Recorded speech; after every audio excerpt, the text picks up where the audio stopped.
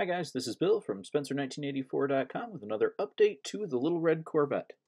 So as you can see at this point, I've got the engine just about finished and installed and have the chassis just about done. So starting with a quick look at the engine, most of this was seen in the previous video, but I have added the oil fill now, and that's based on the kit supplied cap, but a fill tube that I made from part of the roll bar, because what they provided in the kit was a stubby little thing. I got the wiring just about finished. I said last time I had to get the exhaust manifolds on before I could do that. Those are on now, so I got the 8 ignition wires in place. We got some detail master wire looms on there to kind of neaten them up some. And for the exhaust pipes, they go all the way from the manifold through the frame to the mufflers back here. And they actually do go through holes in the cross members there.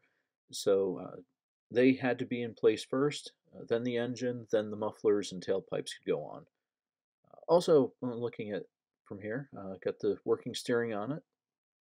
Still a nice little touch they included.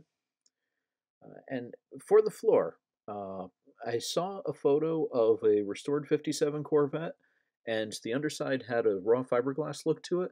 I just kind of liked the contrast that left, so I decided to go for that here. Got the front springs done in gunmetal and touched them with a little bit of the Tamiya panel liner, so I think that worked out pretty well. They look pretty clean. It's something I'm going to have to remember for the future. Take a look at the other side here.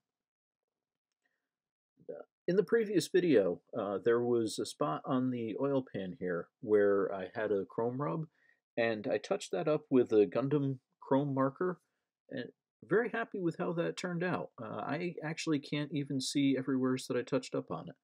So that's something that worked out really well. I'm going to have to do that on one of the air cleaners up here. Got a little spot there. So that's pretty much it for the engine and chassis. I started doing a little bit of work on the body because when I was looking at my old build, I saw that this seam right here was pretty terrible. And yeah, that wasn't just me not knowing what I'm doing. It's a terrible seam. I got it glued in with some Tamiya liquid glue, so it's nice and solid. But now I need to go through, sand it smooth, add a little filler to it. Uh, Probably end up having to redo that trunk line because that looks pretty soft as is. That's probably going to disappear as soon as I start sanding on it. So I will have an update on that progress next week. So check back then, and thanks for watching.